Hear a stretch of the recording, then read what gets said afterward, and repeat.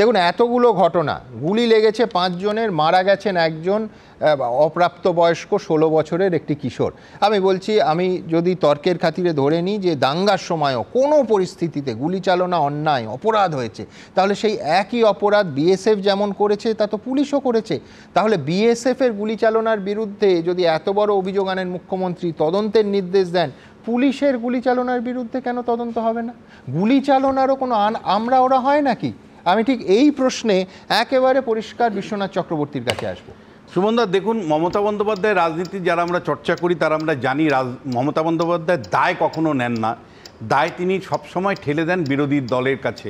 ফলে তিনি বুঝেছেন 2026-এর নির্বাচনের আগে বিজেপি এটাকে হিন্দু ভোটের মেরুকরণের জায়গা থেকে নিয়ে যেতে পারে এবং তার যথেষ্ট চিন্তার কারণ আছে। ফলে তদন্তের অভিমুখ আজকে মুখ্যমন্ত্রী কিন্তু ইমামদের সম্মেলনে ঠিক করে দিলেন যে তদন্তটা কেবলমাত্র বিএসএফকে কেন্দ্র করে হবে। এবং আমি আবারও বলছি আপনাকে যে বিএসএফ যদি গুলি চালায়, সেই বিএসএফকে আজকের দিনেও রেখেছেন কেন আপনি? যারা ইট মারে, গুলি চালায়, তাদেরকে আপনি রেখে দিয়েছেন কেন? তার কারণ আপনাকে নামাতেই হয়েছে যে ভাই আমার রাজ্য পুলিশ জানি দায় না নিতে হয়। পুলিশ মানে সচেতনভাবেই বিএসএফকে নামিয়েছিলেন আপনি।